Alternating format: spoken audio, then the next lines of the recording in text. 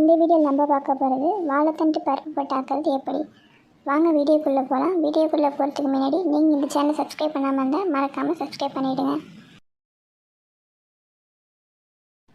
First பாசிப்பருப்பு 100 gram எடுத்துக்கோங்க. பாசிப்பருப்பில் மஞ்சள்தூள் 1/2 டீஸ்பூன் போட்டு வேக வச்சு எடுத்துக்கோங்க.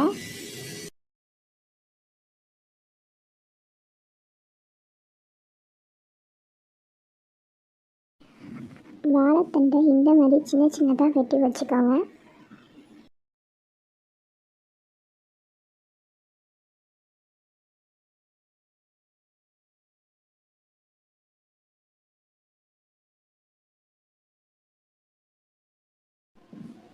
ரெண்டு வெங்காயம், 5 பச்சை மிளகாவை வெட்டி வச்சுக்கோங்க சின்ன சின்னதாக. பச்சை மிளகா துண்டு துண்டாக வெட்டி போடக்கூடாது, அது லைட்டாக ஒரு கீரல் விட்டு போட்டுருங்க. ஒரு கடாய் எடுத்து அதில் எண்ணெய் ஊற்றி நல்லா வெங்காயம் செவர்ற வரைக்கும் கிண்டுங்க. வாழைத்தண்டோட முருங்கைக்கீரையை ஆட் பண்ணும்போது அதோட சுவை ஒன்றும் நல்லாயிருக்கும்.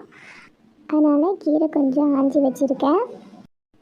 வெங்காயம் செவந்த பிறகு அதில் பச்சை மிளகாவை ஆட் பண்ணுங்கள்.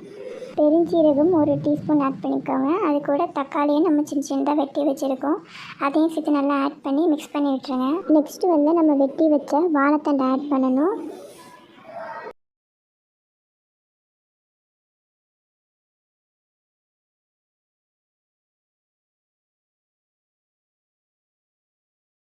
மஞ்சள் தூள் 1/2 டீஸ்பூன், ஜீரகத்தூள் 1/2 டீஸ்பூன், உப்பு தேவையான அளவு. ஒரு டம்ளர் தண்ணி ஆட் பண்ணிக்கோங்க. வாழைத்தண்டு நல்லா தண்ணி விடும், அதனால் நமக்கு 1 டம்ளரே போதுமான அளவு. வேணும்னா நம்ம அப்போ கூட ஆட் பண்ணிக்கலாம்.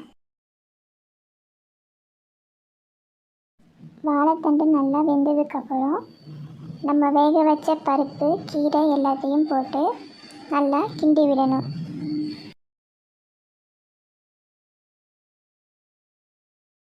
இது திக்காக இருந்தால் நம்ம சாதத்தோட கூட்டாகவும் சாப்பிட்லாம். தண்ணியாக இருந்துச்சு அப்படின்னா நம்ம சாதத்தில் அதை ஊற்றியும் சாப்பிட்லாம். கீரை போட்டு 2 மினிட்ஸ் கழிச்சோன்னா நம்ம அடுப்பை ஆஃப் பண்ணிடலாம்.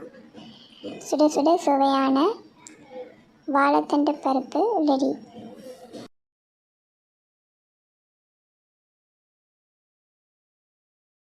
இந்த வீடியோ உங்களுக்கு பிடிச்சிருந்தால் லைக் பண்ணுங்கள், ஷேர் பண்ணுங்கள். உங்கள் வீட்டில் வாழைத்தண்டு செஞ்சு பார்த்துட்டு எப்படி இருக்குன்னு கமெண்ட் பண்ணுங்கள். மறக்காமல் நம்ம சேனல் சப்ஸ்கிரைப்